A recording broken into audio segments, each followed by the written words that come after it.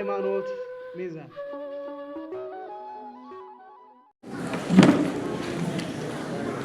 በስመ አብ ወወልድ ወመንፈስ ቅዱስ አሐዱ አምላክ አሜን። ክቡር አባታችን መላከ ጽዮን ቆሞስ አባ ገብረ ሚካኤል የቤተ ክርስቲያን አስተዳዳሪ፣ ክቡራን አባቶች ሊቃውንተ ቤተ ክርስቲያን፣ አበው መነኮሳት፣ ካህናት፣ በዚህ ስፍራ የተገኛችሁ የእግዚአብሔር ቤተሰቦች ሁላችሁ በሉል እግዚአብሔር ስም እንደምን ዋላችሁ? እስኪ ብድግ በሉ ጠይቃላችሁ።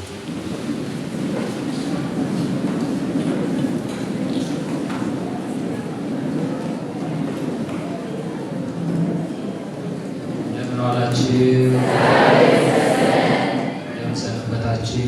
አሜን። አምላካችን እግዚአብሔር በቸርነቱ በምሕረቱ እስከዚህ ሰዓት ስላደረሰን እንዲህ በስተን ሰጥተን እንድንሰበሰብ ስለፈቀደልን ስሙ ዘላለም ይክበር ይመስገን። ቁጭ በሉ።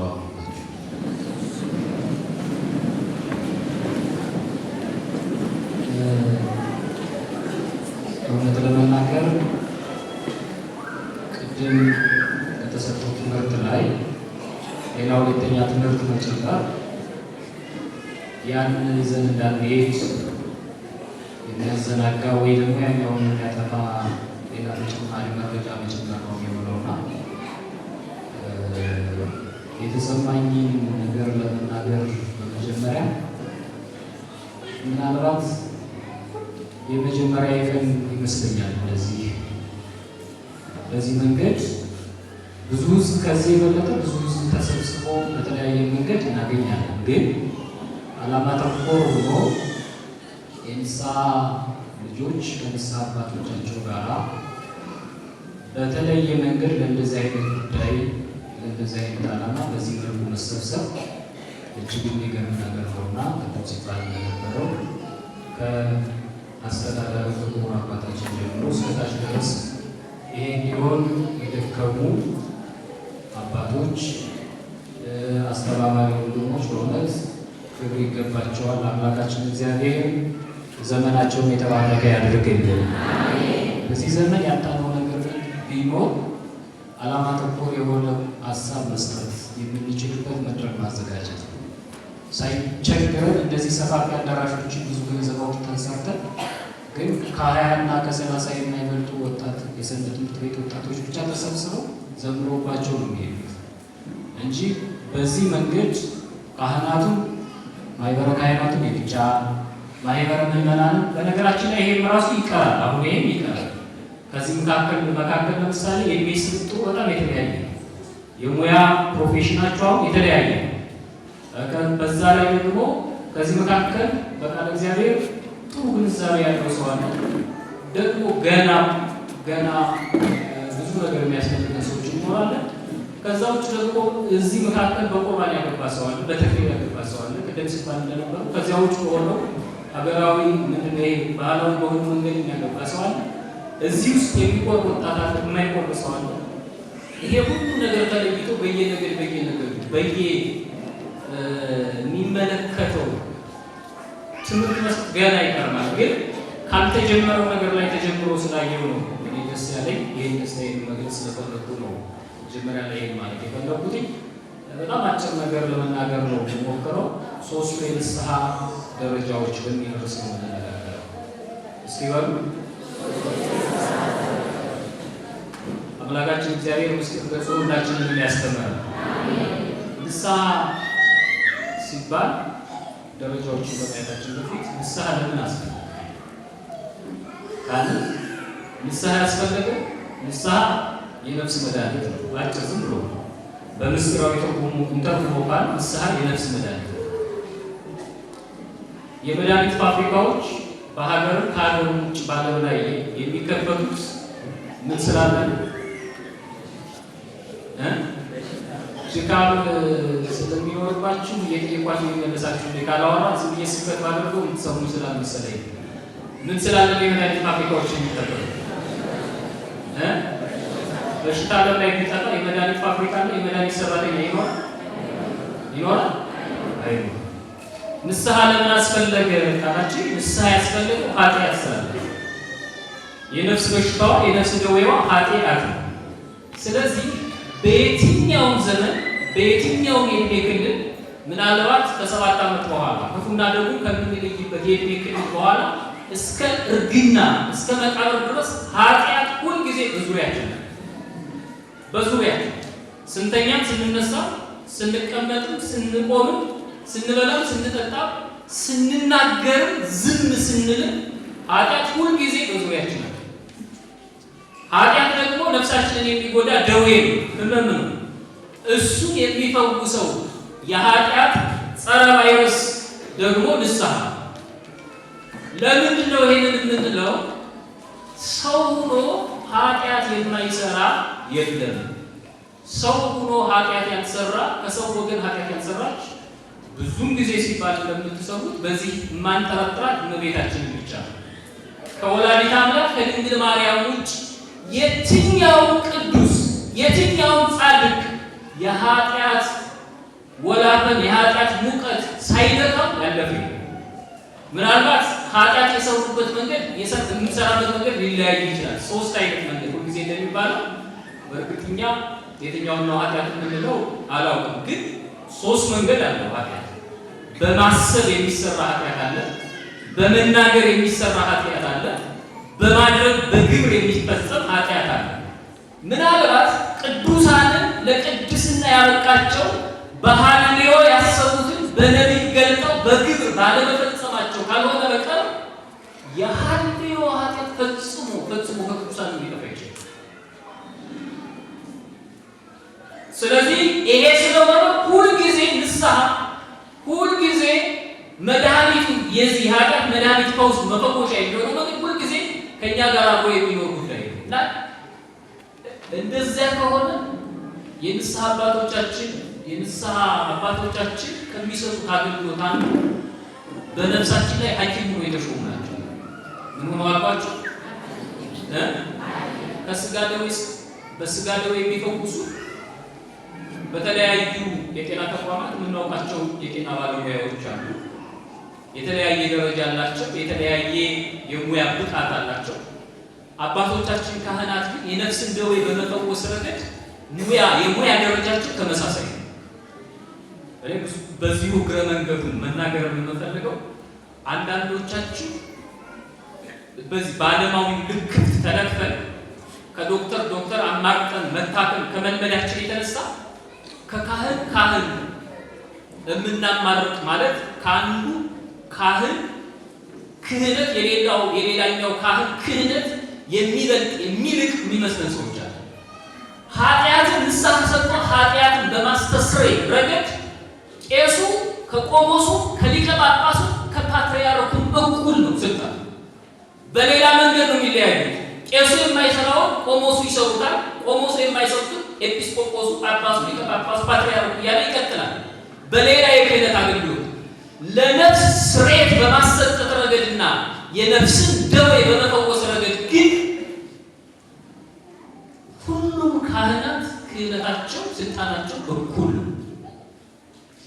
ይሄ ማለት ደግሞ በሌላ ግልባጭ የንስሐ አባት መርጦ መያዝ ልክ አይደለም ማለት አይደለም። እንደዚህ አይነት መልዕክት ይዛችሁ እንዳትሉ። የንስሐ አባት መርጦ መያዝ ያስፈልጋል። በእውነት ምንም ያደርግ የሚያስተምር የሚመክር በትክክል የነፍሳችንን ደዌ የሚያውቅ። እኔ ቅድም አንድ ናቸው ሁሉም አባቶች አልኳችሁ ከስልጣናቸው ጉልበት ላይ ነው እንጂ ወይም ደግሞ የስልጣናቸው መድኃኒት ሰጭነት ነው ከስልጣናቸው የምትገኘዋን ፈውስ ነው አንድ ናት ያልኳችሁ እንጂ በእንክብካቤ ረገድ ግን ይለያያሉ። ወይም ምንም ሀቅ ነው። እንግዲህ በዚህ አባቶችን እንደማይቀየሙ ተስፋ አደርጋለሁ። እዚህ ውስጥም ያሉ አሁን እኛ አንመዝንም እንጂ ብንመዝን እግዚአብሔር ባወቀው እሱ ይመዝናል። እዚህ ውስጥ ካሉት አባቶቻችን መካከል ልጆቻቸውን በመንከባከብ ሁሉም እኩል ሊሆኑ ይችላል። ስለዚህ የንስሐ አባት መርጦ መያዝ ያስፈልጋል። ምክንያቱም በትክክል የነፍሳችሁን ደዌ ስትነግሩት የሚረዳ መሆን መቻል አለበት። ከዛ ውጭ የሚያስጨንቀው መሆን ህመማችሁ የሚያመው መሆን መቻል አለበት። በጣም የሚገርመው ነገር ይኸውላችሁ በዚህ በዓለማዊ ረገድ ጤና ጣቢያ ለፍትሄ ዶክተሩ የእናንተ ህመም ይታመማል በልስ ይታመማል። ነርሷ የእናንተ ህመም ልትታመም ትችላለች አትችልም። ካህናት ግን የእናንተ የእኛን ህመም እንደሚታመሙ ታውቃላችሁ። አይገባንም ብዙ ጊዜ። ለምን ብዙ ነገር እንዲህ እኛም ነግረናቸው አናውቅም፣ እናንተም በዚህ መንገድ አትረዱንም እና ብዙ ጊዜ በንስሐ አባታችን ብቻ የሚማረው ምዕመናን ግንኙነታችንን ካሻከረውና እንዳንተሳሰብ ካደረገ ነገር አንዱ ይሄ ነው የሚመስለው። ካህናት ሂደን ኃጢአታችንን ስንነግራቸው ኃጢአታችንን ከሶስት ነው የሚገቡት። በአንቀጸ ንስሐው መሰረት ለሰራነው ኃጢአት በትክክል ይሄን ያክል ስገድ ይሄን ያክል ጹም የሚባለው ለእኛ ቢሰጠን እንሰበራለን አንችለው እና ከዚያ ከሶስት እጁ አንዱን እጅ ነው ለእኛ የሚሰጡ፣ አንዱ እጅ ለራሳቸው ነው የሚደርሱት። እናንተን እስከ 9 ሰዓት ጾሙ ሲሉ እነሱ ይጾማሉ። በእናንተ ደግሞ እነሱ ይታመማሉ። ይሄን ብዙዎቻችን ታውቁ አይመስልም። እና ካህን በሌላ መንገድ ምን ማለት ነው ታውቃላችሁ? ከባለ 50 እና ከሰንበት ሁልጊዜ ጿሚ ነው ካህን። በአንድ በኩል ተረኛ ሰሞንኛ ቀዳሽ ባይሆን እንኳን ምናልባት ቅዳሴ ቢታጎልሳ ብሎ ቅዳሴ ልኡካን መጀመራቸው አለመጀመራቸው ሲያረጋግጥ አይቀምስ ትልልቅ አባቶች ይዘው ያለው። በሌላ በኩል ግን ዓመት እስከ ዓመት ንስሐ የሚገባ ሰው ይፈታል እና በእነዛ ልጆቻቸው በሰጡ ቁጥር እነሱ ልጆቻቸው የኛን ህመም ይታመማሉ። ላይ ንስሐ አባት እንዲመርጦ በትክክል ህመማችንን የሚታመም ስሜታችን የሚጋራ የንስሐ አባት መያዝ ያስፈልጋል። በእውነቱ ግን ቅድም ያሉት ነገር መዘንጋት የሌለበት ነገር ዝም ብለን እዚያም የምንሮጥ ሰዎች አሉ። አሁን ማንደው ከተማ ንስሐ ንስሐ ገባ ምን ሰው በጣም ተስቷል።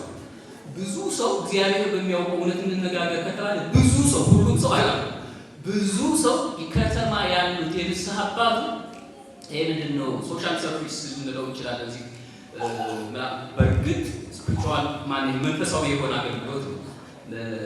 ክርስትና ስታስነሱ እንዳትቸገሩ፣ ምናልባት ያላገባችሁ ስታገቡ እንዳትቸገሩ፣ ደግሞ ድንገት ከቤተሰብ የሆነ ሰው ቢሞት ያን ጊዜ በቃብር በምን ሁኔታ እንዳትቸገሩ እንዳይቸገር ብዙ ሰው ከንስሐ አባቱ ጋር ያለው ግንኙነት ለዚህ ተጨንቆ ነው ተደረገው እንጂ ብዙ ሰው ንስሐ ባለ መግባት የሚሄደው ገዳም ነው። በነገራችን ላይ ይሄ ስርዓት ልክ አይደለም፣ የቤተ ክርስቲያን ስርዓት አይደለም። ገዳማውያን እኔ ተጨንቀው ይመስሉኛል ተቀብለው ንስሐ የሚሰጡት ተጨንቀው መቼስ እቺ ነፍስ ንስሐ ሳትገባ ከምትሞት በሚል ፈሊጥ ካልሆነ በቃ ልክ አይደለም።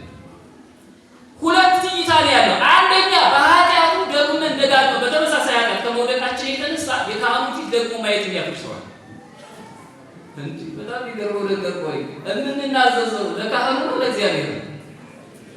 መልስ እስኪ ለማን ነው? ካህኑ እኮ አፈ እግዚአብሔር ነው።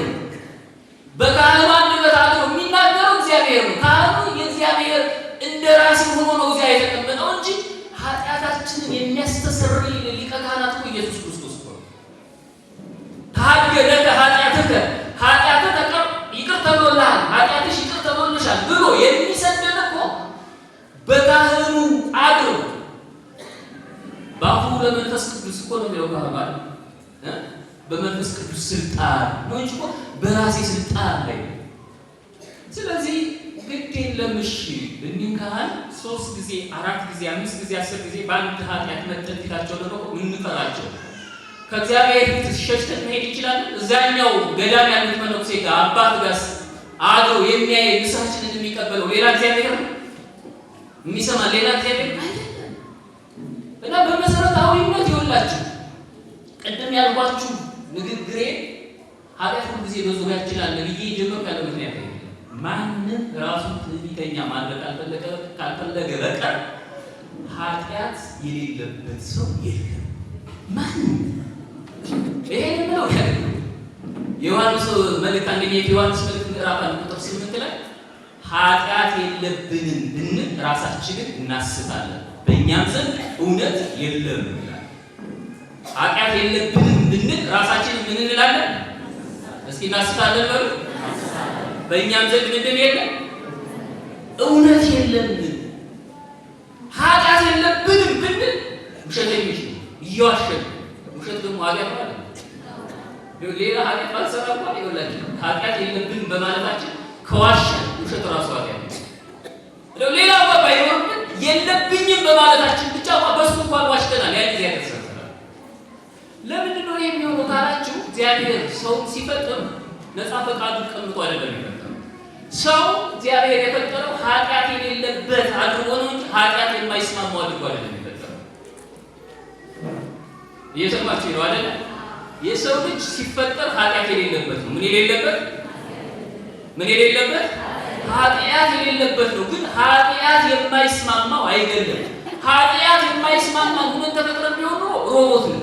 እንኳንስ የሰው ልጅ መላእክት ራሱ ሲፈጥራቸው መላእክት ኃጢአት የማይስማማቸው አድርጎ አልፈጠረም አይደለም የፈጠራቸው፣ ኃጢአት የሌለባቸው አድርጎ የፈጠራቸው። ይሄው ማስረጃው ኃጢአት የሌለባቸው ንጹሃን አድርጎ ፈጠራቸው። ንጽህናቸውን ቀጥለው ይሄ 99 ነገደ መላእክት አሉ።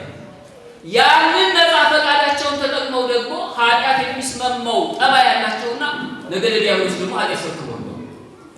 የሰው ልጅ እንደዚያ ነው።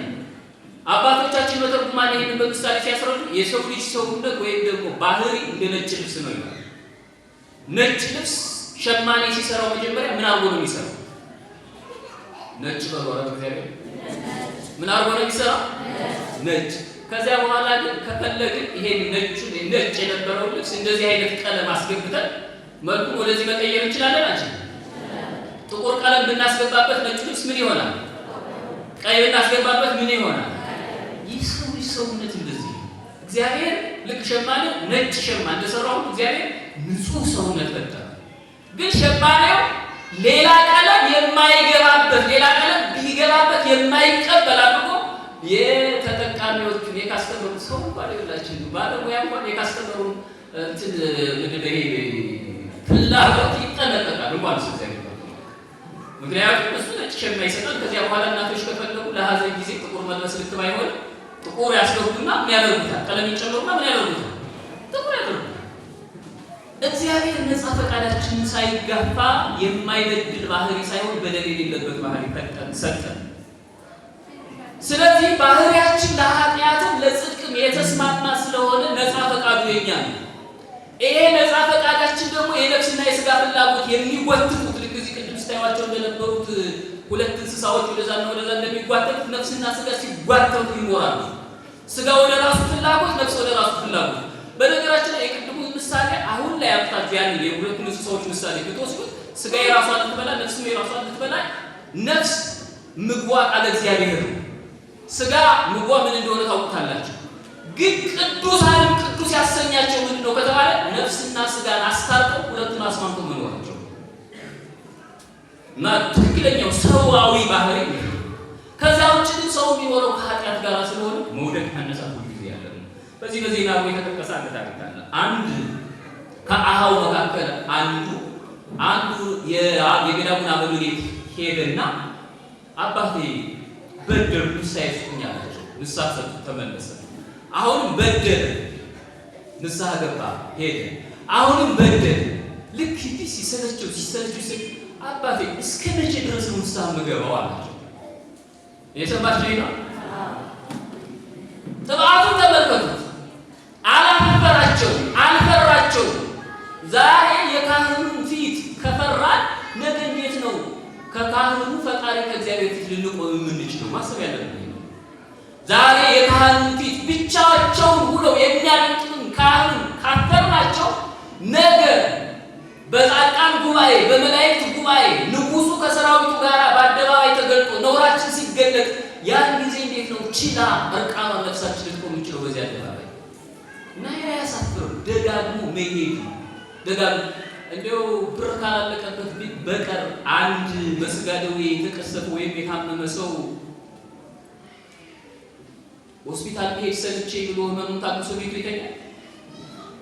ታረጉታላችሁ? እንደው ከዚህ በኋላ ዶክተር ማየት አልፈልግም እንደው ያስፈራኛል ብለን እንቀራለን? እስከምን ድረስ እንመላለሳለን ወይ እስከምንሞት ድረስ? እና እኛ አባት ነው እንደመለሱ ዛት ለዚህ ወጣ ሊመለኩ ምን እንዳምታውቃላችሁ? ወይ ድል በመነሳት ወይ ድል በመንሳት ህይወት ግን እስከምታጠናቅቀው ድረስ ንስሐ ስትገባ ትኖራለህ አሉ። ከሁለት አንዱ ነው። ከበረታ ድል ይነሳል፣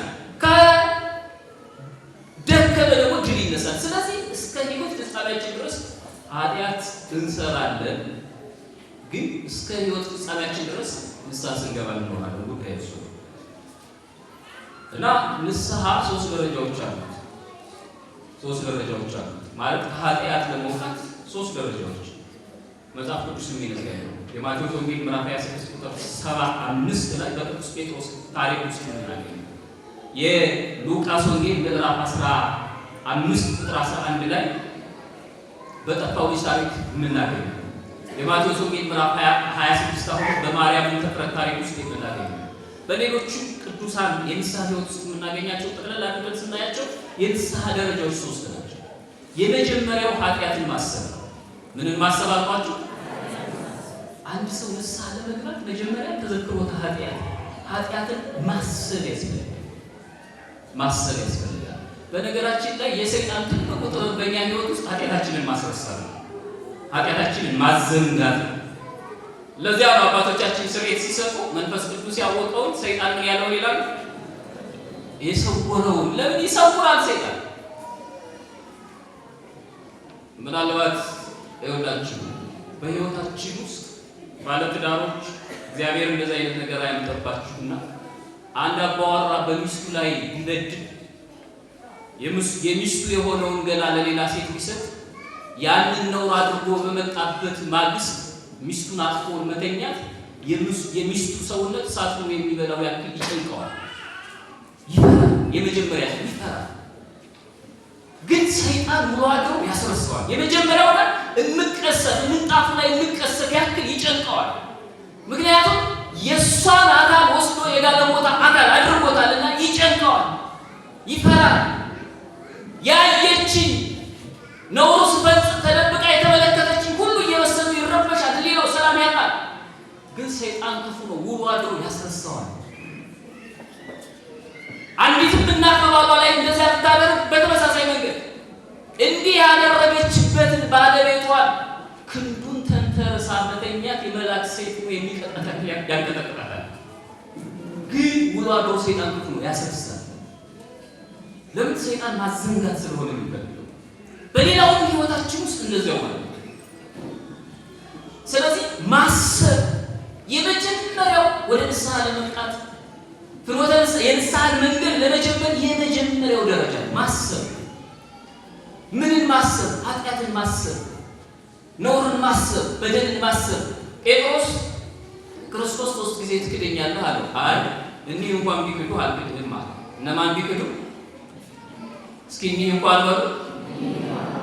ሐዋርያት እኮ 11 ሐዋርያት እየተቆሙ ትክደኛለህ አለ። ኧረ ጌታ ሆይ እኒህ እንኳን ቢክዱ ያልክድህም አልክድህም ማለት በቂ ነበር እኮ። እኒህን እንኳን ማለት ምን አለ? ጴጥሮስን በእውነት እግዚአብሔር የተናገረው ቃል የማይቀር ጽድቅ ቢሆንም ደግሞ ለመውደቅ ውድቀቱን ለማፍጠን ሌላ አጋዥ ሆነ። ይሄ ትንክት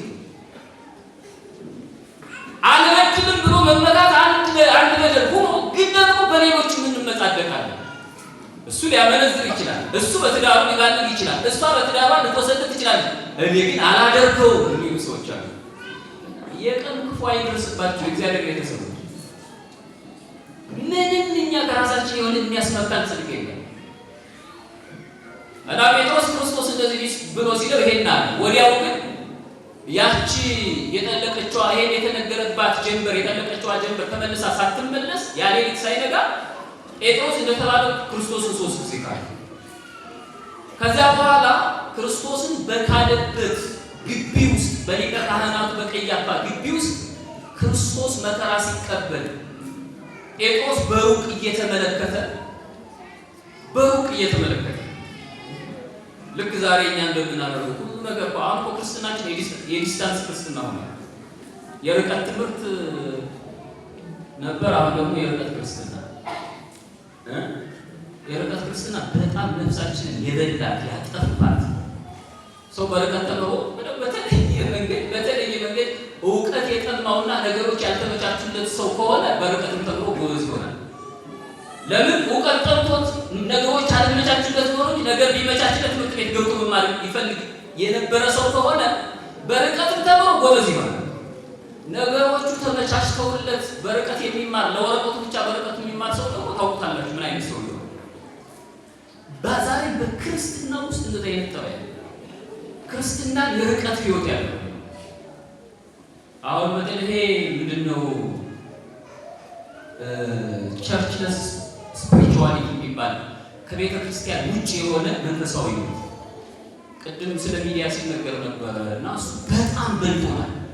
አብዛኛው ሰው የምታዩት አንተ በዚያ ሰዓት ምን እያደረግህ ይሆን ለትግል በቅዳሴ ሰዓት በሌሎቹ ስርዓት አምልኮች ሰዓት ቲክቶክ ላይ ላይቭ ከፍቶ ተሰብስቦ የሚጫወት ሰው ነው የሚያወራ ሰው።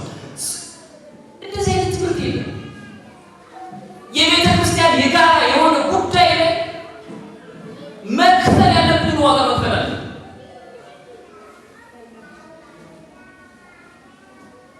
ቅዳሴው አንዱ ማወቅ መቻል አለባችሁ።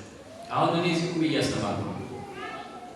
ከእኔ እጅጉን ከእኔ ከተብለው አይወዳደሩ እጅግ በጣም የምናከብራቸው አንደበታቸው ሲከፈት ልባችን የሚሸነፍላቸው ታላላቅ አባቶቻችን መምህራን በቴሌቪዥን እያስተማሩ ደግሞ የሚሰማ እዚያ ቤት አንድ ሰው ቢኖር ወይ በዩቲዩብ የሚሰማ አንድ ሰው ቢኖርና እኔ እዚህ ቁም እያስተማሩ በተወላደቀ ምስጢር በሳሳ ምስጢር በጎደለው ወይም ደግሞ ምስጢር በበረደው ባዶ ጩኸት እዚህ እየጮኩባችሁ ባለበት በዚህ ሰዓት የእናንተን ልብ የማሸነፍ አቅም ያለው እኔ እዚህ የምናገረው እየሰማችሁ ነው አይደል? ለምን ካላችሁ ይሄ ህብረት ነው። ያኛው በጣም ቅድም እንዳልኳችሁ ሁኔታዎቹ አልመቻችለት ብሎ ላልቻለ ሰው የተዘጋጀ ነው ያለ አረብ ሀገር ላሉ የስራ ጠባያችን የተለያየ ነገር ያንን የማይፈቅድላችሁ ነው። ይሄ ግን 2-3 ሁላችሁ በስሜ ብትሰባሰቡ እኔ በመካከላችሁ ምን እላለሁ ነው ያለው። አሁን እግዚአብሔር የሚገኝበት ጉባኤ ነው። በቴሌቪዥን እንደዚህ አይነት ቀልድ በክርስቶስ በዘይከለ በቴሌቪዥን በሚሰበክ ስብከት በሚቀደስ ቅዳሴ እግዚአብሔር ያን ጊዜ ተገኝቶ በቴሌቪዥን መስኮት ወይ በዩቲዩብ በስልካችሁ በኮምፒውተራችሁ መስኮት እግዚአብሔር ተገኝቶ ይባርከናል ብላችሁ ታስቡ ይችል እሱ ለመረጃ እንደ መረጃ ያገለግለናል። ወይ ባልቻልንባቸው ሰዓቶች ዓለማዊ ጉዳይ ወደኛ እንዳይገባ እንደ ጥቅሙ መከላከያ ያገለግላል እንጂ ዋናው የቤተ ክርስቲያን አገልግሎት አይተካም። እና እዚህ ላይ በጣም ጥንቃቄ ማድረግ ያስፈልጋል። ምንድን ነው አሁን ጴጥሮስ ልክ እንደኛ ዘመን በሩቅ መከተል ክርስቶስን በሩቅ መከተል ጀመረ ይላል። በሩቅ ሁሉ ነገር በሩቅ ነው። ቅድም እኮ እንደው መምህራችን ሲሉ ነበር እኮ ህፃናትን ስታቆሩ እኔ ብዙ ጊዜ አያለው እዚያም ባጥቢያዬና ህፃናት ወላጆቻቸው ሲያቆርባቸው ያለቅሳሉ። በጣም ነው የሚያለቅሱት። ለምን እንደሚያለቅሱ ግን ገብታችሁ ያውቃል? እናቶች ዝም ብለው የሚቀበሉ ህፃናት አሉ በጣም የሚያለቅሱና ዲያቆኑ እጅና እግራቸውን ይዞ በግድ እንደ መድኃኒት ሲጀመር እንዲህ ማድረግ ልክ አይደለም። ለካህናት ልክ አይደለም በዚህ ነገር። ምክንያቱም ካህን ይጠላል። በልጅነታችን መድኃኒት የጠላነው ለምን ታውቃላችሁ? እናቶቻችን አፍንጫችንን ይዘው ይጋሉ መድኃኒት አሉ ስለማንውጥ ማለት ነው። እና መድኃኒት አሁን በዚያ ስሜት ነው መድኃኒት የምንረዳው። የጠመጠመ ልብሰ ተክህኖ የለበሰ ሰው ሲያዩ እንዲጠሉ ወይም እንደ ማስፈራሪያ እንዲቆጡት ነው የሚያደርጋቸው። ህፃናት የሚሉት የሚያለቅሱት ይኸውላችሁ እናንተ ስለማትቆጡ ስትቆሩ ስለማያዩዋችሁ። እናት ለልጇ የሆነ ያልተለመደ ነገር ስትሰጥ አሁን ያሁኑ ዘመናዊያን እናቶች ለልጆቻቸው መድኃኒት ሲሰጡ በተመሳሳይ ዕቃ ያደርጉና እነሱ ቀድሞ ይቀምሱታል፣ ሌላ ነገር ይቀምሳሉ። ከዛ በኋላ እናንተ የጠጣችሁትን ነገር ልጆቹ ምን ያደርጉታል? ከእጃችሁ ቀምጠው ሳትሏችሁ ከእጃችሁ ቀምጠው ነው የሚወስዱት ማለት ነው። ለምን ህፃናት በባህሪያቸው እኛ ስናደርግ ያየነውን ነገር ነው ማድረግ ደስ የሚላቸው። ስለዚህ በሩቅ እናንተ እንደዚህ ፊታችሁን ትዞሩና ልጆቻችሁን ወደ ካህኑ ትሰጣላችሁ። ይሄ ክርስቶስን በሩቅ መከተል ቆርቆ ነው ማለት ነው። በእውነቱ እስከ መቼ ድረስ ነው እግር ራስን እየመራ አሁን ብዙ ጊዜ ካህናት አጠፉ እንዲሉ እውነት ነው። የቤተ ክርስቲያን ከክርስቶስ በታች የምእመናን ራስ ክርስቶስ ነው። እንደገና ደግሞ ካህናት ደግሞ እርሱ ነው በሌላ መንገድ ተሰጥተዋል። ስለዚህ ካህናት ከፊት ሊሆኑ ይገባል። በሌላ መንገድ ግን እናንተ ለልጆቻችሁ ራስ ናችሁ፣ እንደ ራስ አገልግላችኋል። ተለያይቷል እኮ አሁን ልጅ ከፊት ወላጅ ከኋላ እና ጴጥሮስ በሩቅ ይከተል ጀመር። ከዛ መጨረሻ ላይ ሶስቱንም ደረጃዎች ካለ ክርስቶስ መጨረሻ ላይ ክርስቶስና ጴጥሮስ ፊት ለፊት ተያዩ። ያን ጊዜ ቅዱስ ማቴዎስ ይህን ክስተት ሲጽፍ ወተዘከረ ጴጥሮስ ቃሎ ለእግዚእ ኢየሱስ፣ ጴጥሮስ በዚያ ጊዜ የክርስቶስን ቃል አሰበ ይላል። ምኑን አሰበ? የክርስቶስ ምን የሚለውን ቃል ስልሰት ትክህደኒ ዘይበለ ይንቁዶርሆ ዶሮ ሳይጮህ 3 ጊዜ ትክህደኛለህ ያለው የክርስቶስን ቃል አሰበ። ይሄ የንስሐው የቅዱስ ጴጥሮስ የመጸጸቱ የመጀመሪያው ደረጃ ማሰቡ ካሰበ በኋላ ያንን ካሰበ በኋላ ምን አደረገ? ወወፃ አፋ ወበከየ ብካየ መሪረ ወደ ውጭ ወጥቶ መራራ ልቅሶን አለቀሰ ይላል። እና ወደ ውጭ ለመውጣት መራራ ልቅሶን ለማለቀስ ጴጥሮስን የረዳው መጀመሪያ ጴጥሮስ ማሰብ መቻሉ። ምክንያቱም ማሰብ የመጀመሪያው እንደነድን ማሰብ አጥፍቻለሁ ብሎ ማሰብ የሉቃስ ወንጌል ምዕራፍ 15 ቅድም የነገርኳቸው የጠፋዎች ታሪክ እንደዚያ ነው። ከአባቱ ጋር በነበረበት ዘመን ጠገቡ በቃኝ፣ እድሜ ከአንተ ጋር ለመኖር ከሚገባው በላይ አልፏል፣ ከሀብት ከንብረት ስጠኝና ብቻዬን መኖር እፈልጋለሁ ብሎ ተካፍሎ ወጣ። የተሰጠውን ገንዘብ በጣም ይገርማቸዋል። በአባቱ ቤት እንደ ልጅ መኖር ሰለቸው። በአባቱ በእግዚአብሔር ቤት እንደ ልጅ መኖር የሰለቸው ስንት ሰው አለ መሰላችሁ? ዛሬ አሁን ደግሞ ውሸታችን እኮ ነው የሚገርመኝ። ስንጸልይ ምን ብለን ነው የምንጸልይ? እስኪ አባታችን ሆይ በሉ። እስኪ አባታችን ሆይ እንደገና በየት የምትኖር? አሁን ሕፃኑ ሽማግሌው በአንድ ቋንቋ ሁላችንም ከግባብተን የምንጠራው ስም ነው። ግን አባታችን ሆይ ብለን እንጠራለን። አባታችን ቤት መኖር ግን አለ። ልክ እንደዚህ ወጣት ማለት አይ በቃ እኛ የሚያስችል ከዚህ በኋላ እንዳለው ልጅ እንደዚህ አይነት ልምምድ የሰለቸን እድሜ ብቻ እዚያ ያሳለፍነው ጊዜ ብቻ ምንቆጥባለሁ እና ከዚያ በኋላ ሄደ። አባቱ ነጻ ፈቃዱን አልተቃወመውም፣ ሰጠው። የክርስቶስ ምሳሌ ነው ያባት። እግዚአብሔር ነጻ ፈቃዳችንን አይቃወምም። ይችላል እኮ እግዚአብሔር። ወደ አመንዝራነት እልፍኝ ስንሄድ የእሳት ሰይፍ የያዘ መልአክ አቁሞ እግራችንን አሳጥሮ መመለስ ይችላል እኮ እግዚአብሔር። ምንም የሚሳነው ነገር የለም። ግን ነጻ ፈቃዳችንን አይገባም። ሰጠውና ሄደ። ሂዶ የተሰጠውን ገንዘብ ከጋለሞቶቹና ከአመንዝሮቹ ጋር ጨረሰ ይላል። ከጨረሰ በኋላ በዚያች ሀገር ላይ ረሃብ ሆነ። ረሃብ ሁሉ የሚበላው አጣ። መጨረሻ ላይ በአባቱ ቤት እንደ ልጅ መኖር የሰለቸው ልጅ በዚያች ሀገር ውስጥ ካሉ ባለጸጎች ለአንዱ ባሪያ ሆኖ ለመኖር ተመኘ ይላል። ምን ሆኖ ለመኖር? ዓለም እንደዛ ነው ስልቷ። ከአባታችን ጋር ታፋታና ከአባታችን ታስወጣናለች። የምቾት ስፍራ እንዳለ አድርጋ ሰብካ ታስወጣናለች። ከወጣን በኋላ እንደ ልጅ አይደለም፣ እንደ ልዑል እንደ ጌታ አይደለም፣ እንደ ባሪያ እንኳን እንድንኖር ነፃነት ማሰብ እና ያ ብላቴና ባሪያ ሆኖ ተቆጥሮ እንኳን በወጉ ለመኖር ቦታ አጣ። ዞር መጨረሻ ላይ አሳማ የሚያረባ አንድ ሰው ነበር። አሳማ የሚያረባው ሰው እና በቃ አሳማዎችን ጠብቅልኝ፣ የአሳማ ጠባቂ አድርጌ ልቅጠርህ አለና የአሳማ ጠባቂ አድርጎ ቀጠረው ይላል። የምን ጠባቂ? አምላካችን እግዚአብሔር ከሆነ ከልዕልና ወደ እንደዚህ አይነት ዝቅታ ከመኖር ሁላችንም በቸርነቱ ይጠብቃል። እና በዚያ ደግሞ የአሳማዎችን እየጠበቀ የሚበላው አልነበረው። የሚበላው አጦራ ነው። ከአሳማዎች ምግብ ሊበላ ተመኘ ይላል። አሳማዎች የሚበሉት አሳማ ምናልባት ወደዚህ ወደ ፔዳ ጀርባ ሄዳችሁ ታውቃላችሁ? አይታችኋቸዋል ምን እንደሚበሉ? ከዚያ ሊበላ ተመኘ፣ ግን ያንንም የሚሰጠው አጣ ይላል። አያችሁ ዓለም በጥጋብ አባታችን ቤት ካስወጣችን በኋላ እንዴት አይነት ጉድል እንደምታዋርድ። አሁን ብዙ ሰው ከቤተ ክርስቲያን ርቆ የሚወሰው የተሳካለት የተስማማው የተመቸው ይመስላል። የአሳማ ያክል እንኳን ለመኖር ዓለም መብት የነፈገችው ሰው ያለው ከቤተ ክርስቲያን ብቻ ነው። ከእንስሳ በታች እንደ እንስሳ እንኳን ለመኖር ዓለም አትፈቅድም።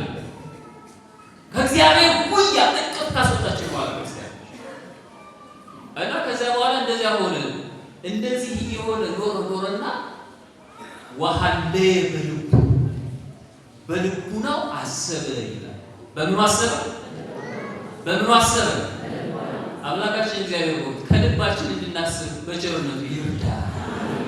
አሁን እየተቸገሩ ከልብ የሚያስሰው የመጀመሪያዎች የምስራ ነቋ የመጀመሪያው አድርገችናል። ወሐሌ በልቡ ዘይ እንዲህ ብሎ አሰበ። ሚመጠን አድርቲው ወገባይቱ ለአዌ እለይ ያተረፈው ወለእክ ውስተ ቤት አዌ በአባቴ ቤት ምግብ ተርፏቸው የሚኖር የአባቴ አገልጋዮች ምን ይበዛሉ አለ። ማንን ነው ያሰበ ካላችሁ፣ እዚያው ነው የአባቱን ቤት አሰበ። ከቆምንበት የኃጢአት በእውነት የበደል ስፍራ ላይ ሆነ የአባታችን እግዚአብሔር የጽድቁ አውደ ምሕረት የጽድቁ መቅደስ ትዝ እንዲለን እሱ ማሰብ እንድንችል በቸርነቱ ይርዳል። ትዝታ የጽድቅ የመጨመረው ደረጃ የቤተ መቅደሱ የዕጣኑ የቅዳሴው የምስጋናው የትምህርቱ የአገልግሎቱ ትዝታ ከልባችሁ ከጠፋ ክርስቲያኖች ሙታችኋል። በቃ የመጨረሻው ደረጃ ላይ ሆነ የማንድንበት ደረጃ ላይ ደርሰናል ማለት ነው። መደንገጥ በዚህ ጊዜ ትዝታውን ሁሉ ከልባችን እንዲጠፋ ያለ ያ ልጅ ግን አሰብ ትዝ አለ አባቱ ቤት ልጆች አሉ። አንድ ወንድም አለው በዚህ አይቀርም። የወንድሙ አኗኗር አይደለም የእሱማ የቅንጦት ነው። እሱን አላሰበም። የባሮቹ አኗኗር አሰበው። በአባቱ ቤት እንደ ልጅ አይደለም እንደ ባሪያ መኖር ራሱ ጌጥ አለው። በአባታችን በእግዚአብሔር ቤት ክርስቲያኖች እንደ ልጅ መኖር ብቻ አይደለም እንደ አገልጋይ እንደ ባሪያ መኖር ራሱ ማዕረግ አለው። ና ይሄንን ካለ በኋላ በቃ ከዚህ በኋላ ወደ አባቴ እመለሳለሁ። ወደ ማን እመለሳለሁ? አምላካችን እግዚአብሔር ወደ አባታችን ይመልሰን። ስለዚህ የመጀመሪያው ማሰብ ነው ያለው። ይሄ ኃጢአትን ማሰብ ነው። ኃጢአትን ለማሰብ ደግሞ ከራስ ጋር መነጋገር ያስፈልጋል። ከልብ ጋር ማውራት ያስፈልጋል። ዳዊት ለዚህ ነው መዝሙር 77 ላይ ሌሊተ ተዘዋይኩ ስለ ነፍሴ ማነው ስለ ልቤ በሌሊት ከልቤ ጋር ተጫወቱ ዋንቃይ ክዋ ለነፍሴ ነፍሴንም አነቃዋት። በሌሊት ከማን ጋር ተጫወቱ?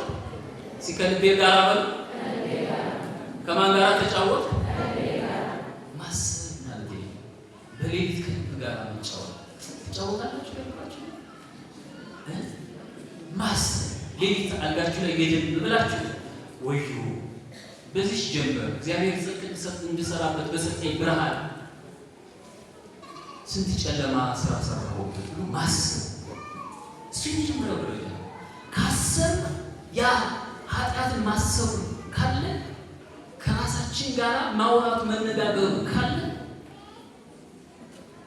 ከአባታችን ቤት በመውጣታችን የጎደለብንን ያጣነውን ነገር ማሰቡ ካለ ምንም በየትኛውም ሰዓት እንመለሳለን። ብዙ ሰው ተስፋ ቆርጧል። አሁን ብዙ ሰው እኔን እግዚአብሔር አይምረኝም፣ እኔን እንዴት እግዚአብሔር ይቅር ይለኛል ማሰብ አይፈልግም። ተውሱ ማሰብ አይፈልግም ይላል። አሁን ብዙ ሰው ቅዳሴ ሲቀደስ ማይክራፎን ወደሚሰማበት አካባቢ ራሱ መምጣት አይፈልግም፣ ይረብሸዋል። ተው ወደዚያ ስፍራ ሄዳለን። ብዙ ሰው ለምን ይመስላችኋል? ኤርፖርት በዚህ በጆሮው ሰክቶ የሚጮህ ነገር እያዳመጡ የሚሄዱ ህሊናው ውስጥ የሚጮህ ነገር አለ። እሱን ለመርሳት ነው። ህሊናው ውስጥ የሚጮህ አንተ በደለኛ እያለ የሚወቅስ ልብ አለ። እሱን ለመርሳት ላለማሰብ እኮ እዚህ ላይ የሚጮህ ነገር ሰጥተን ነው ብዙዎቻችን። ግን ክርስቲያኖች በህይወታችሁ ተስፋ ትቆርጡ፣ በህይወታችሁ ተስፋ አልቆረጡ። እግዚአብሔር ሁልጊዜ አስቦ ለሚመለስ ሰው እጁን ዘርግቶ እንደው መንገድ ከጋርቶ ነው የሚቀበለው። ይሄ የጠፋው ልጅ እኮ ይውላችሁ ይሄን አለና ወደ አባቱ ቤት ተመለሰ። ሁለተኛው ደረጃ መውጣት ነው። ምን ማለት አልኳችሁ? ማሰብ አለ። ካሰብ በኋላ ከዚያ ከኃጢአት ስፍራ መውጣት ነው። ጴጥሮስ ቅድም ባለበት ነው ማለት ወዛ አፋል ቃሉን ካሰብ በኋላ ወደ ውጭ ወጣ። ያ ማለት ከሊቀ ካህናቱ ግቢ ወጣ። ይሄን ብላቴና የአባቱን ቤት ካሰበ በኋላ ከዚያ አሳባ ከሚጠብቅበት ስፍራ ወጣ። ስለዚህ መጀመሪያ ኃጢአትን ማሰብ፣ ደግሞ ኃጢአትን እያሰቡ እዚያው በጸጸት ዝም ብሎ እዚያው ሲርመጠመጡ መኖር ደግሞ ልክ አይደለም። ጉልበታችሁ ይበርታ እንውጣ። ጨከን እኔ በጣም በሚገርም ነገር ማንም ሰው ሱሰኛ ሆኖ ተመችቶ ሱሰኛ ሆኖ የሚኖር ሰው የለም። እንደዋዛ ደግሞ መውጣታችን ብሎ ነው በየቀኑ ይጸጸታል። ማንም ሰው ሰካራምነት ተመችቶት አይደለም ሰካራም ሆኖ የሚኖር። ሰካራምነቱ እየጸጸተው ጠዋት በነጋ ቁጥር እየባለ ነው ማታ ተመልሶ ሰው የሚገባው። እሱ ጸጸቱ ብቻውን በቂ የለው። ማሰብ የመጀመሪያ ደረጃ ነው፣ የመጨረሻ ግብ አይደለም። ካሰብን በኋላ መውጣት ያስፈልጋል። ጴጥሮስ ልክ አለማድረጉ ሲገባው ከሊቀ ካህናቱ ግቢ ውስጥ ፈጥኖ እንደወጣ ሁሉ ፈጥነን ካለንበት የኃጢአት አዳራሽ መውጣት። ሶስተኛው እና የመጨረሻው ደረጃ ሰዓታውና ስለተባሉ የመጨረሻው ሶስተኛው ደረጃ ከወጣን በኋላ አባታችን ወዳለበት ስፍራ መሄድ። ይሄ ብላቴና ወጣ። ከወጣ በኋላ ወደ አባቱ ቤት ተመለሰ። ወደ አባቱ ቤት ሲመለስ ይገርማቸዋል። አባቴን ከዚህ በኋላ እንደ ልጅ አምሮኛለሁ፣ ነገር ግን ከአገልጋዮቼ እንዳሉ እንድሆን ፍቀድልኝ ብዬ ለምነዋለሁ እያለ ወደ አባቱ ቤት መጣ። አባቱ የልጁን መምጣት ሲሰማ ከቤት ወጥቶ እሱ ወዳለበት ሂዶ ተቀበለው ይላል። እግዚአብሔር የሚፈልገው እኛ መንገድ እንድንጀምር ነው። እግዚአብሔር የሚፈልገው እኛ አስበን መውጣት እንድንችል ነው። ከዚያ በኋላ ግን ራሱ ነው መጥቶ የሚቀበለው። ክርስቲያን ራሱ ነው መጥቶ የሚቀበለው። እንደ ሰው ነውራችንን ዘርዝሮ አስፈራርቶ ስገድልኝ ይቅር በለኝ እያለ አስጨንቆ አሸባብቶ የሚመልስ አይደለም። ተቀበለው። ከተቀበለው በኋላ ትከሻውን አቅፎ ሳመው ይላል። ምን አልባልኳቸው? ሳመው። አሳባ ከነሚሸተው ሰውነቱ ሳመው። ከአሳባ ጋር አብሮ የሰነበተው አልተጸየፈው፣ ሳመው። ቸራለን እግዚአብሔር ክንነውናቸው በአመንዝራነት ጠረናችን ተለውጧል። ከእግዚአብሔር ቤት ስንወጣ ጣንጣን ነበር የምንሸተው። ዓለም ከሄድን በኋላ ጠረናችን ተለወጠ፣ መዓዛችን ተቀይሮ ዓለምን ሸተን ስንመጣ ከነነውራችን አቅፎ ነው እግዚአብሔር የሚስመን። ከሳመው በኋላ ልብስ ቀይሩለታል ይላል። ምን ቀይሩለት? በነገስታት ልማድ አንድ ሰው ንጉሥ ፊት ለመግባት በተለይ ደግሞ ከነገስታት ባለሟሎች ካልሆነ ከሌላ ሰው ከሆነ መጀመሪያ ልብሱን ይቀይራል፣ ሰውነቱን ይታጠባል፣ ጸጉሩን ይላጫል።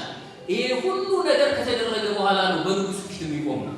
በነ ዳንኤል በነ ዮሴፍ ግን ሊፈቱ በገቡ ጊዜ የተደረገባቸው ይሄ ስለሆነ እግዚአብሔር ግን ከተቀበለን በኋላ ነው ልብስ የሚቀይረው። ከነነውራችን ይቀበላል። ከዚያ በኋላ ግን ልብስ ይቀይርልናል። አያችሁ ቸርነት አይጸየፈንም። ከጸዳን በኋላ ከተለወጥን በኋላ በጎ መዓዛ ከኖርን በኋላ ምን አይደለም ከነነውራችን ተቀብሎ ከዚያ በኋላ ግን መዓዛችንን በመዓዛው ይለውጠዋል። እፍረት ዘተሰውጠ ስምከ ሰሎሞን ክርስቶስን ቤተክርስቲያን ስታመሰግን የገለጸበት ቋንቋ እኛ እኮ ክርስቲያን የተባለ ክርስቶስ የሚለው ስም ከስሙ ጋር ከመዋሃዱ የተነሳ ነው። ስለዚህ ስሙ ሽቱ ሆኖ ከኛ ጋር ከስማችን ጋር ተዋህዷል። ያ ማለት ነው በጠረኑ በሱ በጎ መዓዛ ይቀድሰናል። ይሄ ከተደረገልን በኋላ ቅዱሳን ምን ያመሰግናሉ? ንረውዝ በመዓዛ እፍረትከ። ከእንግዲህ በኋላ በዓለም መዓዛ አንሮጥም፣ በአንተ መዓዛ በአንተ ሽታ እንሮጣለን። ስለዚህ እግዚአብሔር ቤተሰቦች እነዚህ ሶስት ደረጃዎች ማሰብ፣ አስቦ ከኃጢአት መውጣት፣ ከኃጢአት ከወጣን በኋላ ወደ አባታችን ቤት መመለስ፣ ስንመለስ እንደ ጴጥሮስ እያለቀስን መመለስ፣ እንደ ማርያም መግደላዊት እያለቀስን መመለስ። በከይ ትካይ መሪረ ነው የሚለው ቅዱስ ጴጥሮስ። መራራ ልቅሶ አለቀሰ። ንስሐ ከምትፈልገው ነገር አንዱ መራራ ልቅሶ ነው። ክርስቲያኖች እንደው ንስሐ ዝም ብሎ ፋርማሲ ጋር ሄዳችሁ የሆነ ነገር ገዝታችሁ እንደምትመጡት ዝም ብሎ የሆነ ዝም ብሎ ዘና እያልን መጠን ዘና እያልን እንመለስበት ይታያል። እየተጨነቅን እንመጣለን። በካህኑ ፊት ተንበርክከን እናለቅሳለን። ከሄድን በኋላ ፈታሂነቱን ሳንዘነጋ መሐሪነቱን ሳንዘነጋ እግዚአብሔር ፈታሂነቱን ፈራጅነቱን እያሰብን እናለቅሳለን። የንስሐ እንባ ሰውነትን ታጥባለች። ቅዱስ ኤፍሬም ሲናገር ምን ይላል? ዓይኖቻችሁን ነፍሳችሁን የሚያጥብ ፈሳሽ የሚፈስበት ምንጮች አድርጓቸው ይላል። ዓይኖቻችን ለማየት ብቻ የተፈጠሩ አይደሉም። ዓይን በቅዱሳን ዘንድ ምንድነው ካላችሁ ነፍስን የሚያነጻ ነፍስን የሚያጥብ ፈሳሽ ወንዝ የሚፈስበት ምንጮች ናቸው ዓይኖቻችን። ይሄንና በንስሐ እንባ የታጠበች ሰውነት ከፀሐይ ይልቅ ታበራለች። ከምን ይልቅ ታበራለች? ስለዚህ እነዚህ ሶስት ደረጃዎች ፈጽመን ወደ እግዚአብሔር ከቀረብ እግዚአብሔር መሐሪ ነው። በየትኛውም የኃጢአት ተመለከ እግዚአብሔር አይመረጥም ብላችሁ ተስፋ አትቁረጡ። አንድ የመጨረሻ ነገራችሁ ነው ይጨርስ። አንድ አባት አንድ ወቅት ላይ አንድ ተነሳሂ ሄደና በጣም ብዙ ኃጢአት ሰርቷል። አባቴ ይሄን ሁሉ ነገር አድርጌያለሁ፣ አሁን እንዴ ንስሐ ብገባ እግዚአብሔር ይቅር የሚለኝ ይመስሎታል አላቸው። እኔ አባት በቃል በደረቅ ቃል እግዚአብሔር ለማስረዳት ቢሞክሩ እንደማይገባው ስላወቁ እንዲህ አሉት ይላል። አንተ ልብስህ ስፌቱ ቢተረተር ወይም ቢቀደድ ወይም ደግሞ ልብስህ ተባይ ቢያፈራና አዲሱ የገዛኸው ልብስህ እንደው ወይም ቁንጫው የሆነ ነገር ውርድ ቢያደርገው እሳት ውስጥ ወስደህ ትከተዋለህ አሉት። አሁን አይበለውና የለበሳችሁ ነጠላ እናቶቻችን እንደው ደርሶ ጉንዳን ወር ያለው አይበለው ይያሉ እንዳለ ወይ በቃ ከነነጠላው ከጉንዳኑ ያቃጥላችሁ ትጥሩታላችሁ። ምን ነው ታዲያ ጉንዳኑን ታርካላችሁ ታራግፉና ነጠላውን ትጥሩታላችሁ።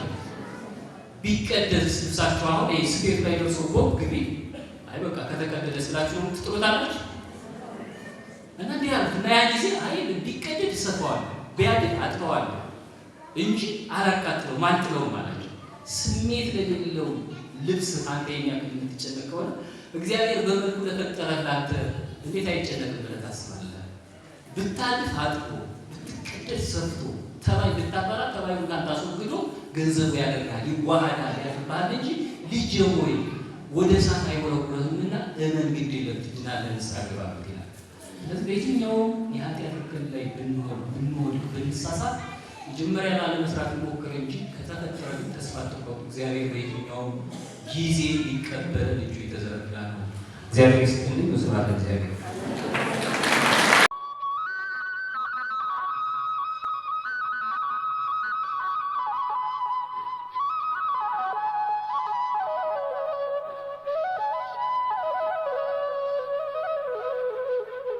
የሃይማኖት ሚዛን